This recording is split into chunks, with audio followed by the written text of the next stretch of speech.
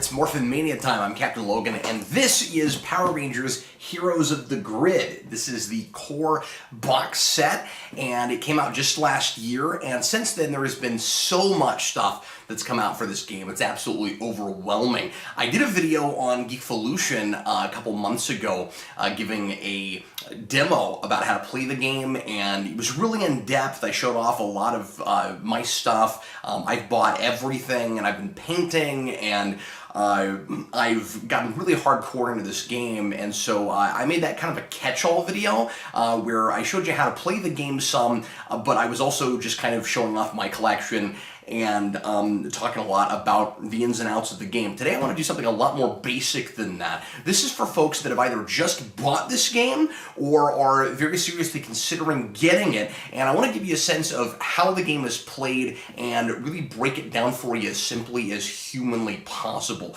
So everything I'm going to show you today is the stuff that just comes in this box, minus my colored card sleeves and that sort of thing. So I'm going to be using the tokens that come with the game. I'm only going to be showing you the bosses, or the boss rather, because it's just Rita, and the monsters that come with this game, and I'm going to give you really the bare bones mechanics. So let's go ahead and get right into it. So Heroes of the Grid is a fully cooperative game that is ideally played with 5 players. There are alternate rules, slightly tweaked rule sets for anywhere between 2 or even 6 players now, but I'm going to show you what it looks like if you're playing with 5, and of course I'm all alone by myself today, so I'm going to be playing as the Red Ranger, and then just assume that there are 4 other people here, and somebody is playing as Yellow, Black, Pink, and Blue as well. So first of all, let's take a look at setup. I've already done some of it for us here.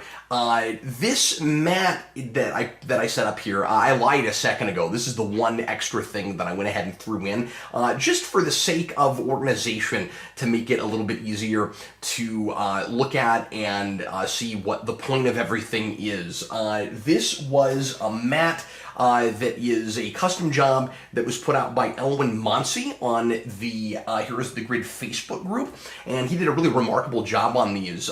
These are free to print at home, and there's one for pretty much every color of Ranger, and they're really neat looking. So I wanted to show you that as well, and we'll use that to organize our card setup. So you're going to have a 10-card deck for your Ranger. You're going to have maneuver cards, you're going to have attack cards, and you're going to have reaction cards.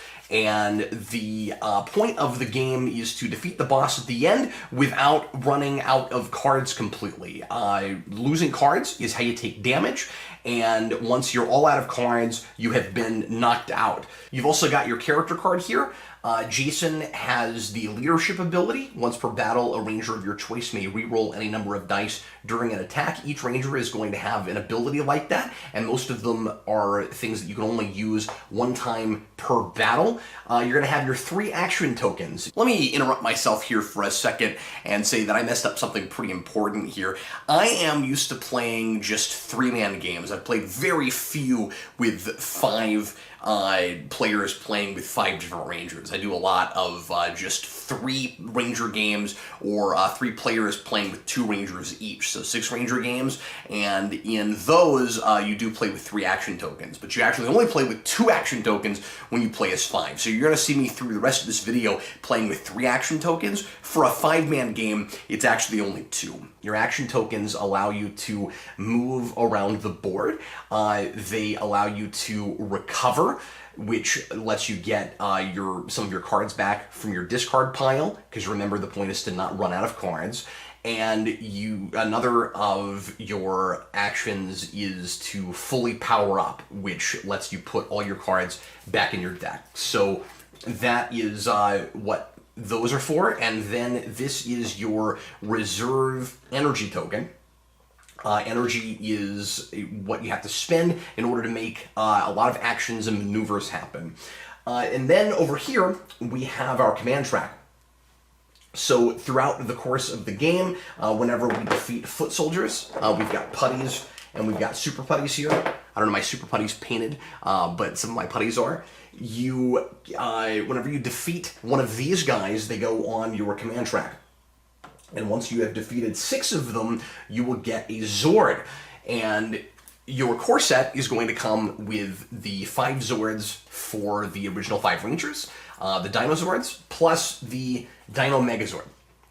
And so in initially setting up your game, you're going to want to, again, assuming you're playing with 5 players, you're going to want to shuffle your Zords and set them, and then put your Dino Megazord on the bottom.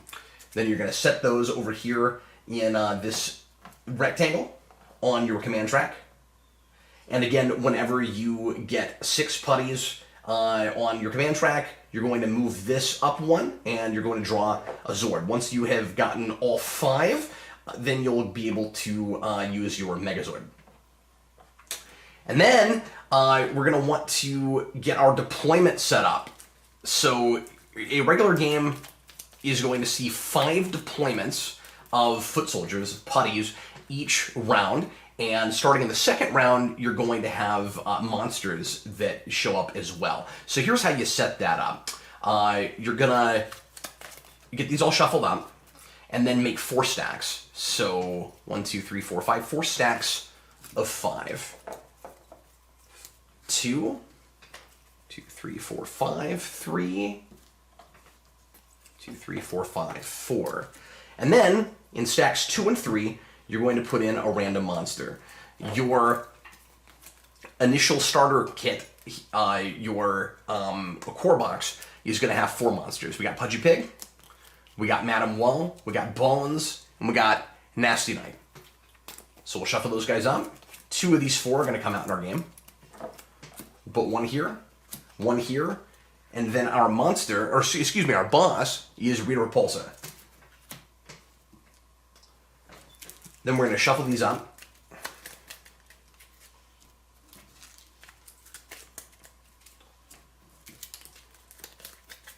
And it's okay if the boss or the monster shows up on top. And then you're going to take the 3rd stack and put it on top of 4. 2nd stack, put it on top of 3. And the 1st stack, put it on 1. So your first deployment is going to have all putties. Your 2nd and 3rd are going to have a monster, and your 4th is going to have a boss. And again, you have to beat the boss in order to win the game. And as I said earlier, it's all cooperative, so it is just you versus the board. Okay, so we are pretty well set up here. I've already got my 5 Rangers in the middle. I've already got my 3 energy tokens in the center, and what those are for are when you get knocked out. If all 3 of these, so as I said, if you run out of cards, if any of your Rangers run out of cards, you've been knocked out. I like to call that dying. It feels a lot like a video game where you have 3 lives and then you're done. So the energy tokens are used for a couple of different things. They're used for spending to do actions, as I said earlier, and they're, for doing attacks and maneuvers on cards. I shouldn't say actions. I don't want to confuse you with terminology because you don't have to spend energy in order to flip over your action token, certainly. But whenever you get knocked out, you lose an energy token in the center here. When all 3 are gone, you are not out of the game, but if somebody dies or gets knocked out one more time, then the game is over. So that is one of a couple ways that you can lose the game. The other way you can lose the game is if all 4 quadrants of your board are panicked, and we'll talk about panicking here in just a moment. So that is our setup phase. And now we're going to go ahead and get started. So you don't start drawing cards until you get into a battle. We'll have to now do our foot soldier deployment before anything else can happen. So we're going to put out 5 of these cards. So here we go. This tells us that we need 3 Super Putty Patrollers at Angel Grove High. So you look at the next, what's on the top of the next card to tell you where the putties are going to be traveling to. So I accidentally had out the mall from a different set instead of the industrial district. So we can go ahead and put out our super putties now. So we're going to have 2 supers at Angel Grove High.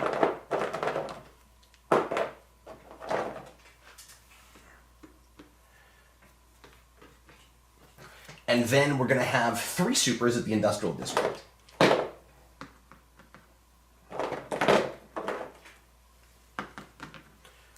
putting figures on a board is riveting. 2 supers also at the Industrial District. That is getting close to panicked. And again, we'll talk about that in a second. 2 supers at the Industrial District. Now we are panicked there. So what happens is once you have reached your figure limit at a location, it becomes panicked. And again, if that happens in all 4 quadrants at the same time, you are done for. So we have to put out a panic token on the Industrial District. And you notice that I still have 1 more left over. So when that happens, it's going to go clockwise to the next area. So that's going to go to Ernie's Juice Bar. You see the numbers here, that's a 6, that's a 6, that's a 5, and that's a 5. So when those reach 5, they're panicked. When these reach 6, they are panicked. We've got 1 more deployment to put out. We've got 2 super putties at the high school. And I ended up with nothing for whatever reason but supers here. So I actually have to go grab another super putty. So this is going to go to the high school. Let me just come over here and grab 1 more.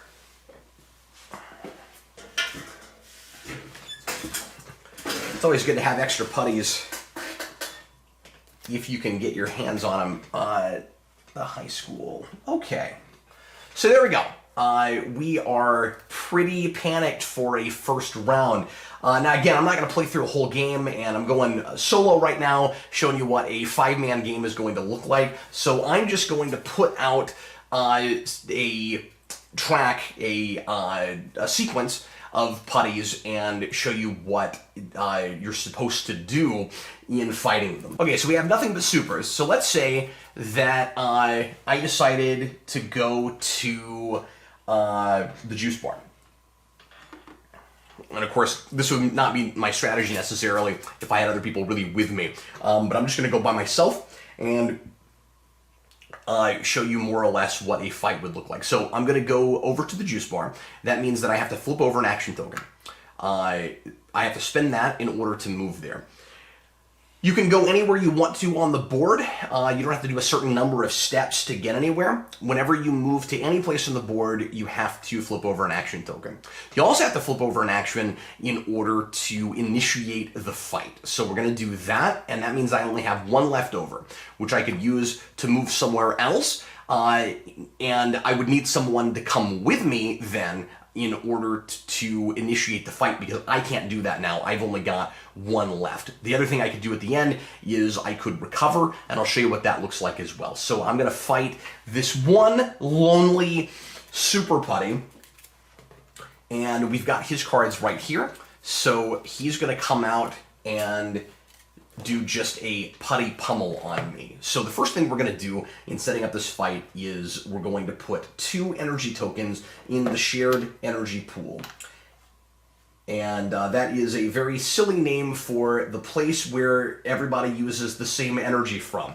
As you notice, I also have a reserve energy, so right now I have a total of 3 energy that I can use. Your reserve energy has to go into the pool whenever you use it. That's not always important, but sometimes it comes up, so just keep that in mind, that you're not playing it from your reserve, you're playing it always from the pool. And this will replenish each time you start a fight. So a couple of things are triggered every time you start a fight. One is you always get 2 energy in the pool. The other is you draw up to 5 cards.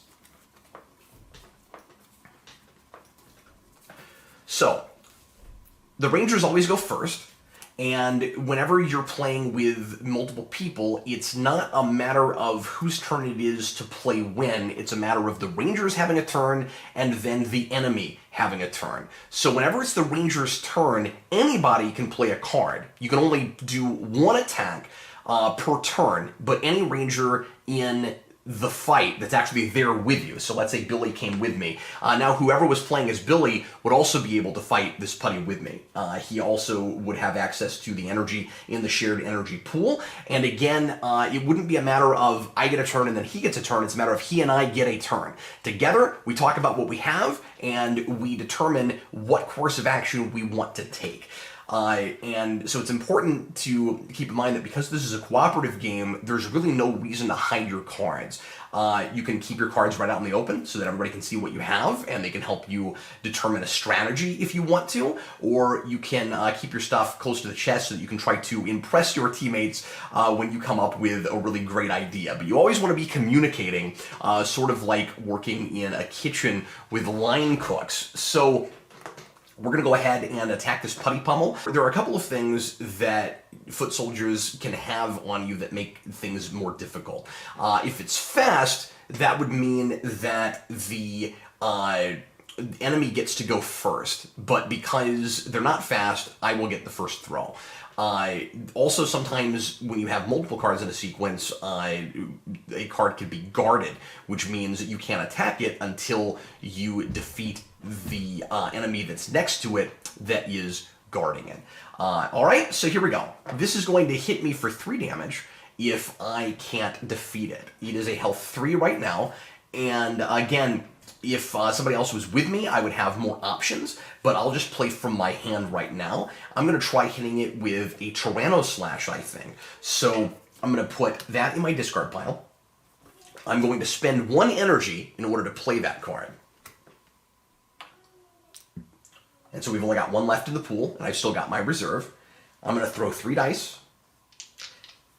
And always read your cards and see what extra abilities you have with them. So it's not just simply a 3 dice attack, and that's what these icons mean. That means that you can throw 3 dice, but also you may re-roll any number of dice during this attack. So if I get some blanks, if I don't get exactly what I want, I can re-roll and see if I get the desired outcome. I'm going to throw my 3 dice, and I got the 3 that I need, so there's no reason for the re-roll.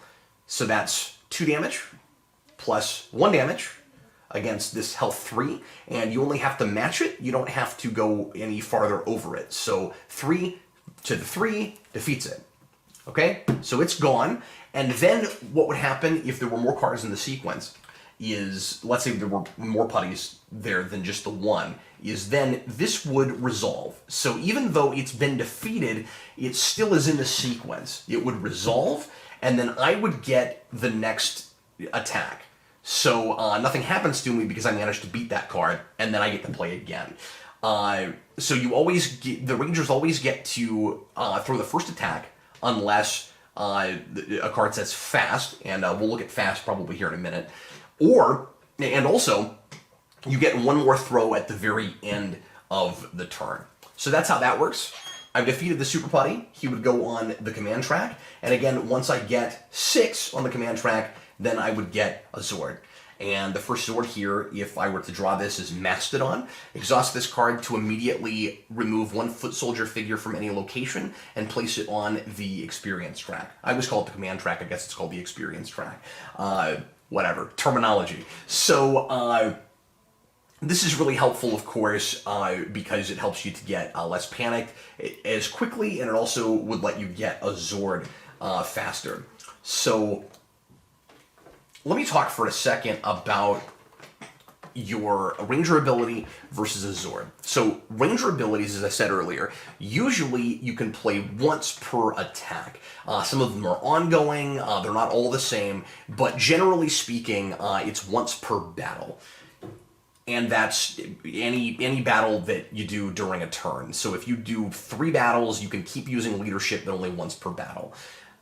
The Zords are used once per turn. Once they've been exhausted, once they've been used. So let's say that I use this to take a putty off of the board and put it on the experience track, then I won't be able to use this sword again until the turn is over. This is a thing that seems to trip up a lot of new players. When exactly is a turn finally over? And the answer to that is when everybody is out of action tokens they can use. So recall I used 1 action token in order to move to where I wanted to fight. I used another action token to initiate said fight. I'm going to now use a 3rd action token to recover, just so that I can show you how that looks. So again, I could use this to move again. I could use it, if I had more putties here still, I could use it to initiate another battle in the same place I am, or I can use it to recover. So here's how recovery works. You have your defense icons down here in the corner. And when you recover, you can recover cards in your discard pile up to 6 of those. So this is just 2, but let's say I had, you know, a whole discard pile. Then I would have some to choose from, and I would have to make a choice here. So I could take this block. I could, you know, take 2 blocks because they both got 3 defense tokens. That would add up to 6. Or I could take a Tyranno Slash, a Lead the Charge, and another Tyranno Slash because each of those is 2 defense. So that's how you recover. When you recover, you also gain your reserve energy again if you have spent it. So that's a thing to keep in mind. I'll also show you what powering up looks like. So if I wanted to power up instead of recover, and sometimes it's worth doing that, and I think sometimes it's not, I would flip over the action, and I would use it to move, just like I did in order to move here in the first place. So, but where I'm going to move, instead of any of these 4 quadrants, is right in the middle to the command center. When you are in the command center, you're allowed to power up. That's where Zordon is, that's where the Morphin Grid is, that's where your power is. So I'm going to power up, I'm going to shuffle, so let's say I had a discard pile, and I also have my hand. So I'm going to take my hand, and I'm going to take my discard pile, I'm going to shuffle them in, and again, I also would be able to recover my reserve energy. I'm going to shuffle these all in. And now I have powered up. Now, the kind of penalty that you pay when you power up is that you're no longer out on the board anymore. And you're going to have to use another of your action tokens on the next turn to move to go where the putties or the monsters might be. So if you are in a place that is panicked, has a monster, or is, you know, likely to be a problem, you're going to want to stay where you're at as much as humanly possible. Very often going into the command center is not real desirable because now you have to waste another action token in order to get back out onto the board. So now our turn is over because I'm out of actions, and we're going to assume that my friends are also out of actions. So let's assume that we cleared the whole board. Good job, us. We cleared the whole board. If we cleared the board, we would have defeated all the putties here in the industrial district, which means that it is no longer panicked. If there is still even a single foot soldier, a single putty left in the industrial district, it remains panicked regardless of whether or not it has hit the figure count. So again, it's not just about all 4 quadrants having their limits maxed out. It's about these infernal tokens still being at each of those places. So you've got to take all these out before you can get rid of that token. You can, I should also mention, only fight 4 putties at a time. So your sequence of enemy cards is never going to be greater than 4.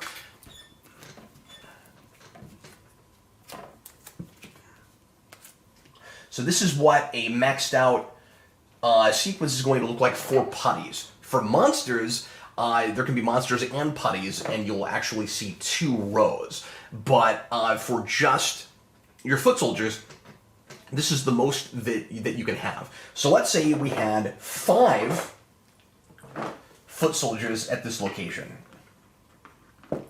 We would fight 4 of them, and then if we beat all 4 of them, again, it's still panicked.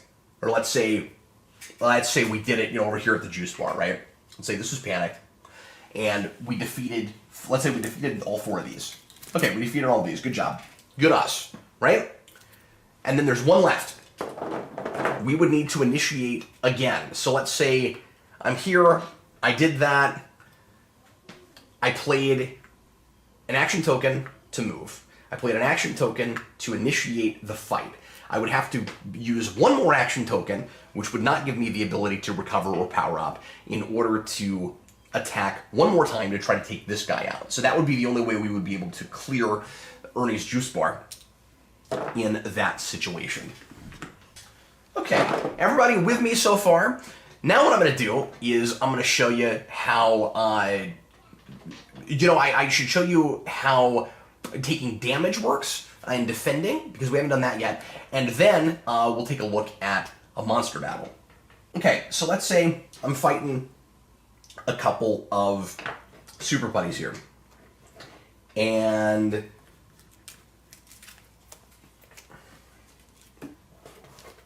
I beat this one, but unfortunately I was not able to get more than, say, like a damage on this putty pummel. So this is all obviously theoretical. So let's say that I got 1 damage on this putty pummel, and I didn't manage to beat it. It would then resolve, and whatever its action on the card is would then happen to you. So that would deal 3 damage to me. There are, in this particular deck, blocks that would mitigate that damage. If you play a Red Ranger block, it makes it so that none of that damage happens because it can mitigate it for 3 damage. But let's say that I don't have that card and there's nothing I can do about it. So I'm going to take damage. You take damage by losing cards again.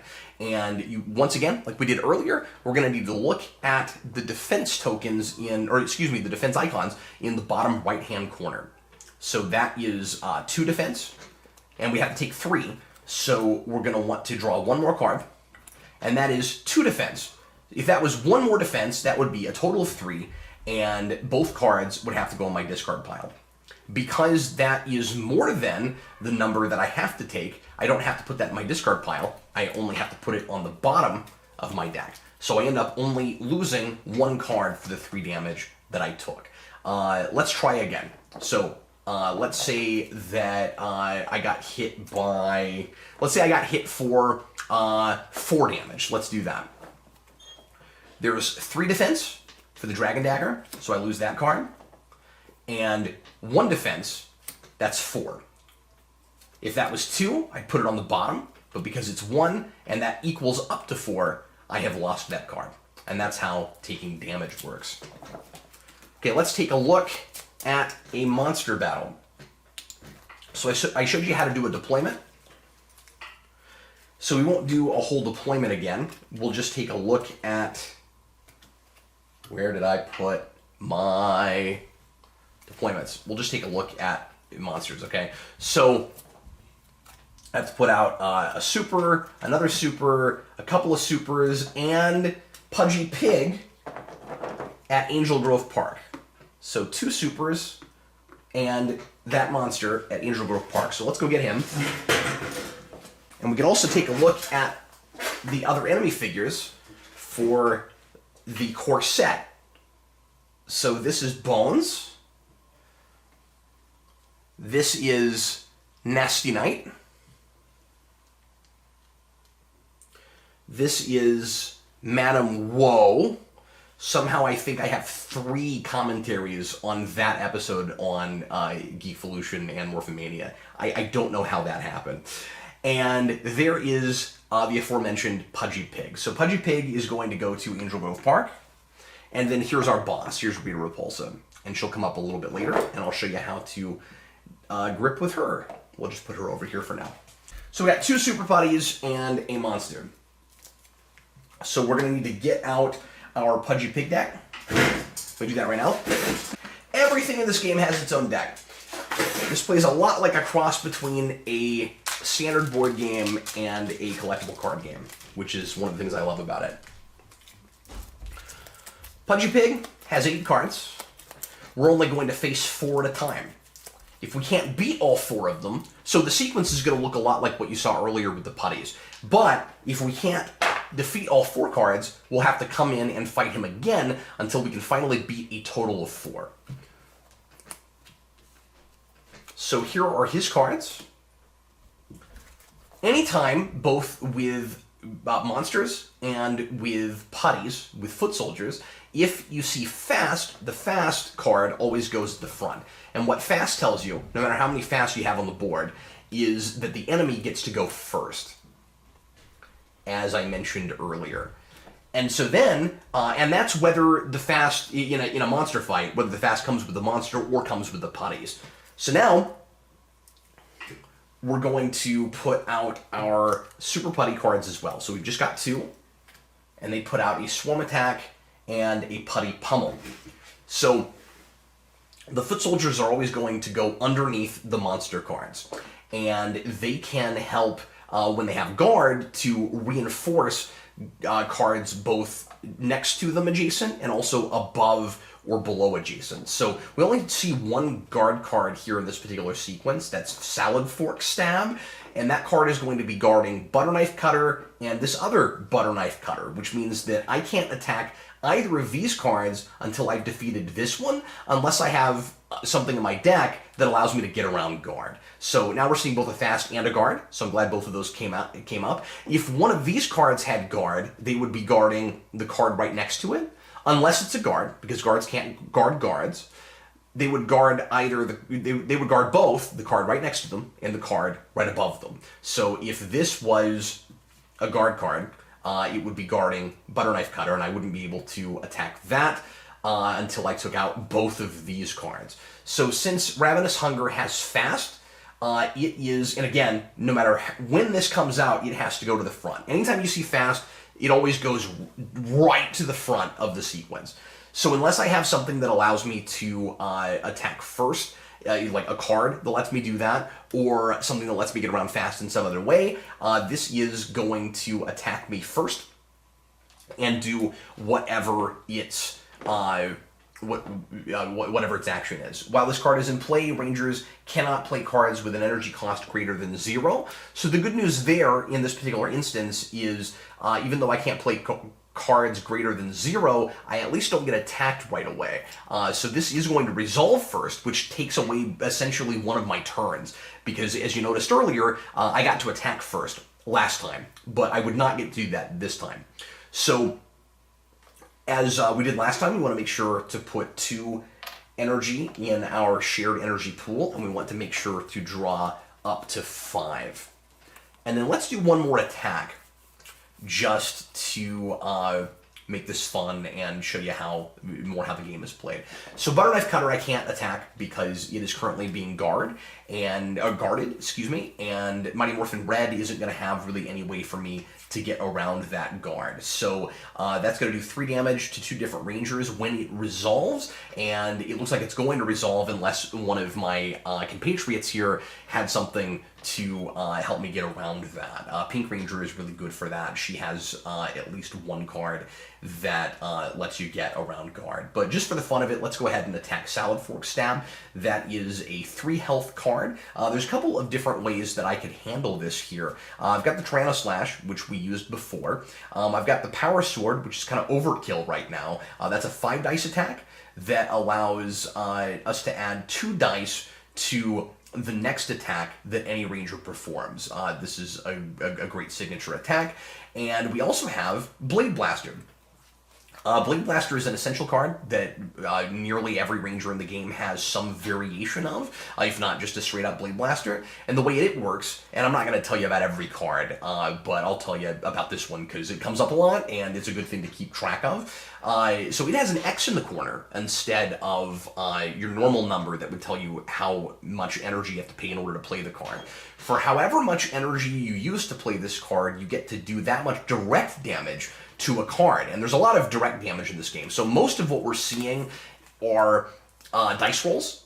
Again, this icon that lets you throw dice, but there are also a lot of things that do just immediate direct damage. And so if you see the damage icon on a card, that means that you're able to do a certain amount of direct damage to a thing. So this attack deals an amount of damage equal to the amount of energy spent to play this card. You may divide this damage among any number of targets. So if I wanted to, I could take my reserve energy, put it in the pool, take the 3 energy that's in the pool, and use it directly to Salad Fork Stab, and essentially transform this energy directly into damage. 3 damage, and that would take that card out. Now I have no energy left, but there may be cards that I have or other people have that would let me gain energy. Sort of like Team Tactics. Gain 1 energy, another Ranger of your choice may immediately play 1 card. Something we should also keep in mind are maneuvers versus attacks. So whenever the Rangers have a turn. Pardon me. I said that you can only play one attack. That's an oversimplification. You can only do one maneuver or attack. You can only do one thing that a card does, essentially, with the exception of reactions. Reactions are played. I got lucky that all three card types are in this hand right now. A reaction is played when a specific thing happens that it reacts to, and you can play these basically out of turn. So I mentioned this earlier, this is a block, this is a way to mitigate damage. Play this card when any ranger suffers damage to reduce that damage by 3. This would not count as the one thing that I could do on the ranger turn, because it is triggered by someone suffering damage. But a maneuver is that way. Some maneuvers don't let you attack right away after them, and you basically have to lose a turn in order to play them, or lose an attack in order to play them. So there are, and sometimes it's worth it. It just depends on whether you're willing to take damage or where you're at in a sequence. So this is one that doesn't do that. You would gain an energy, and another ranger of your choice may immediately play a card. That's there to allow you to have your cake and eat it too, to have an attack at the same time as you're gaining that energy. The place where I will often go ahead and use a maneuver if it's worth it to me, whether it gains extra energy or whatever it does, lets me draw some cards, lets me drop the number of energy I have to pay for cards ongoing. That's a thing that I think White or Green Ranger one has when you get into some of the later expansions. I think that's a Green Ranger card. Anyway, I like to do that whenever you have a passive card. So let's say this passive card, it can't be because it's fast, but let's say this passive card was later in the sequence. And we get to this, and it is about to resolve. When it resolves, nothing happens. So I don't have to worry that I can't take it out right away because there's no direct effect that happens to me. And that would be a good time to play a maneuver that doesn't let you do an attack right away, if that makes sense. Okay, so that's how that works. Once I have defeated all 4 of Pudgy Pig's cards, Pudgy Pig is dead. And I'll show you what happens here in a second when we defeat the monster. Let's say I didn't. Let's say I only beat 3 of his cards, and this pesky butter knife cutter remained. So first of all, you have to go through the entire sequence. It goes left to right, just like we read in English. So you get through butter knife cutter, you get down here, you have to deal with swarm attack, you have to deal with putty pummel. You get the Rangers get a turn, they get a turn, the Rangers get a turn, they get a turn. Every time, that's how that works. And even as you're getting down here, you can still, of course, keep attacking Pudgy Pig and trying to finish him off. You'll get one more, just like we did earlier. Let's say everything resolves. Everything resolves.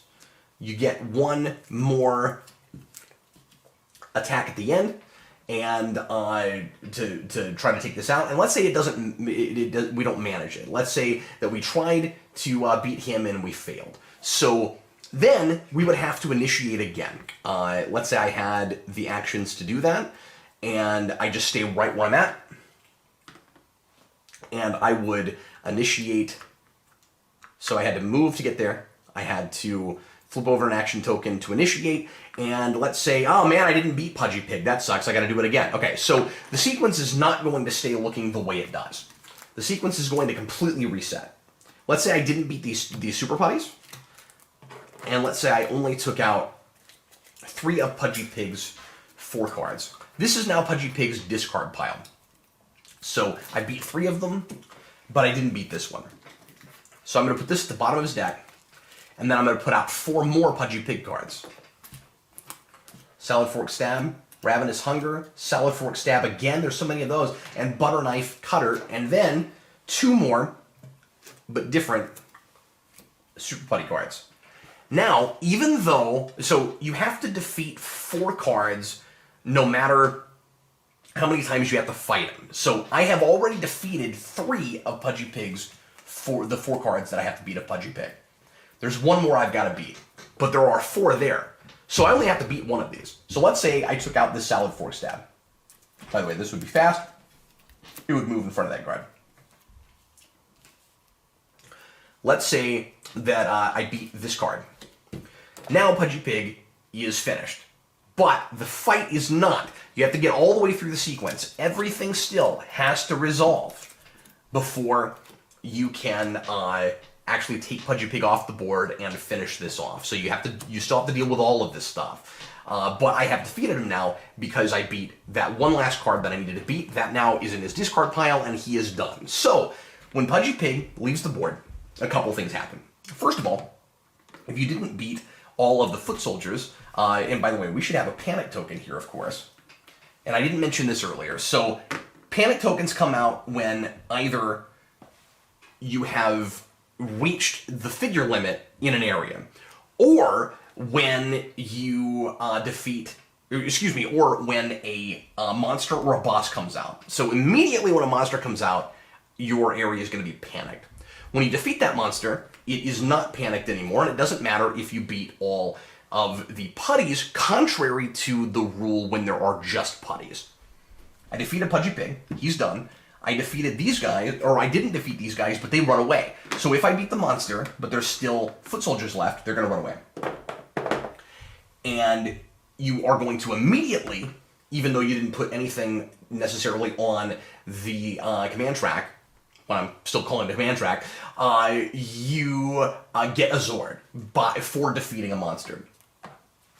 So let's say we already have Mastodon, now we're going to get Tyrannosaurus. Exhaust this card before a ranger performs an attack to add 2 dice to that attack. So again, we would be able to use this Zord one time during a turn, not once per battle. And that is how that works. So now, finally, I'm going to show you guys how a boss works.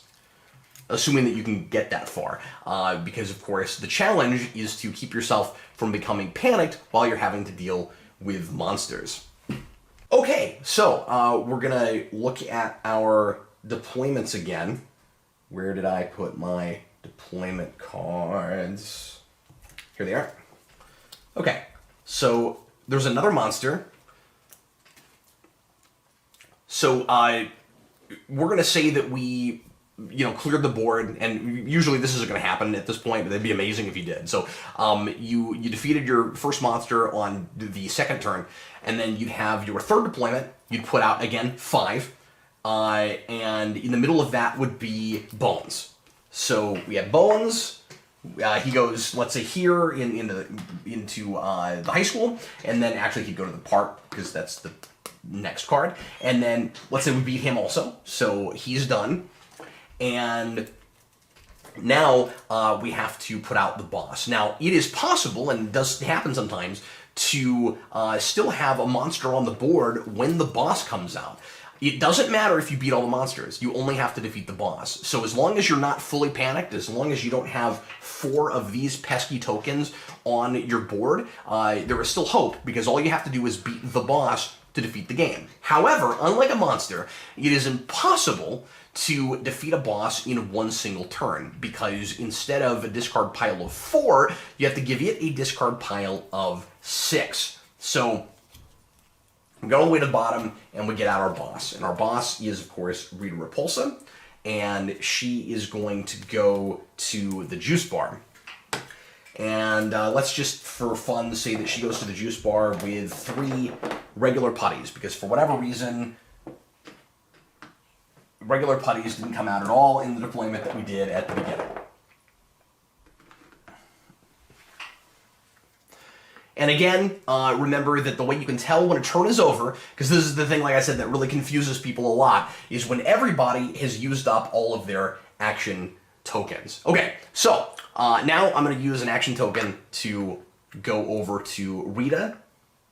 Always be mindful of how many cards you have in your deck and whether or not you need to expend one of these to recover.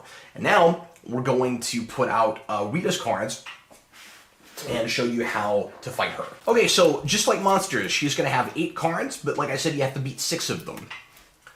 So she's got her Chain Lightning, her Wicked Hex, Witch's Curse, and Wicked Hex. You notice that that a lot of the health numbers are a little higher, and she's going to be harder to defeat. There's also 2 fast cards here. Or 3 fast cards. And again, even if there are already fast cards at the front of the track or at the front of the sequence, you're always going to put the last fast card that you put out right up front. So that affects the order in the sequence. And then we're going to put out our 3 putty patrollers. So we've got Cannon Fodder, which is guarding Wicked Hex. We have Leaping Attack, and we have another Leaping Attack.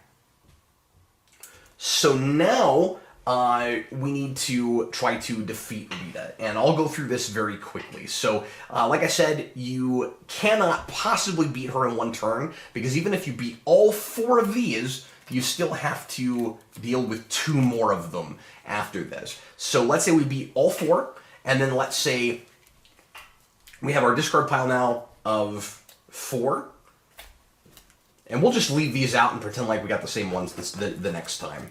So we've got our, here we'll move this, we've got our discard pile for Rita, and now I've got some other cards in the middle of this from a game we did earlier today. We mixed Rita with Draken earlier today and let them tag team. That was fun. We barely got through that, but we beat it. And then I'm going to go ahead and put out these last 4 Rita cards. So we beat 4, and she has 4 more. Just like with a monster, we only have to beat 2 of these. But we still have to go through the entire sequence. So let's say we beat Cruel Lightning, and we beat Cruel Laughter. Rita's just cruel all along. And then you'd have to get to Cannon Fodder, Leaping Attack, Leaping Attack. You have to survive everything, even if you have officially beaten her. And then, once you've gotten through all of it, the game is over. And that's how you win. So that's the basics. Let me also show you real quick how the Megazord works. So this doesn't come in the box. There is a Megazord Token. So when you get the Megazord Token can be placed wherever you want it to go, depending on what the card says. And there are different Megazords, even though there's only one so far big Megazord figure that you use for just any Megazord if you decide to purchase this. And so the Dino Megazord works this way. Exhaust this card to place the Megazord Token in any location. So once I decided to use it, we would, there's not a place for it on this map, but we'll put it here. So we'll put it over here. So we're going to exhaust it. We're going to move it to whatever location we want it to go. And then at the start of each battle, in the Megazord's current location, deal 1 damage to each enemy card. So every card would get a damage on it. That's how this particular Megazord works. Again, there's different Megazords, and they all have, are more powerful than Zords, generally speaking. And that is the point of those. So again, you have to get all 5 Megazords by defeating 6-foot soldiers over and over again to get this all the way up to 6 before you get the Megazord. The Megazord doesn't take over the Zords, you still have them, so the idea is just to keep building up as much stuff in your arsenal, and you're going to need it when you get to the boss. So it is really good to have all 5 Zords in the Megazord once you get there. You have a much better chance at winning if you have that much stuff in your arsenal and you have all these one-time per battle effects that you're able to use, and they're all really helpful. One of my favorites is Kimberly's Zord, the Pterodactyl, which immediately gives you 2 energy in the pool. Sometimes that's essential. It can be really helpful. Jason's gives you another reroll. Or no, it doesn't. That's Tyrannosaurus. That gives you extra dice, 2 more dice. And I think Billy's is card draws. So lots of different things that can be really helpful right at the end. So anyway, that's how that works. And hopefully I've given you a pretty good sense of the basics and how the mechanics of the game works. So there's a rundown for you for the core set of Power Rangers Heroes of the Grid. Once again, I got a little bit more in-depth than I intended to, and did a lot of repetition trying to give you a really good sense of how the mechanics work, and stress some of the stuff that tend to cause people problems when they first play the game. I think the rulebook is pretty solid, but there are a few things that it doesn't make real clear, and it took me about a week and a half on my own, even looking at some tutorial videos and reading the instructions to get a sense of how to play. So hopefully this is helpful to some folks, and I'm wanting to do lots more content on this game. I have a solo scheme that I've come up with that I want to do a video on. I want to do some showcases on different characters and how they work mechanically, and I'll play some different scenarios and stuff like that. So look forward to that if you are a fan of this game, or if you are interested in learning more about it. I thought I should put out some content on this on our Power Rangers channel here, because I have everything. I've gotten really hardcore into this, and there's some content on YouTube for this, but there's a lot of stuff that people haven't covered yet that I think I could kind of help come in and fill in the gaps for. So thanks a lot for watching, everybody. Leave your comments. Let me know if you have any questions about how the game is played, if there's anything mechanically that you're confused about. Let me know how you're enjoying the game, and let me know who your favorite characters are to play as. And in the meantime, I was Captain Logan, and I'll see you again real shortly.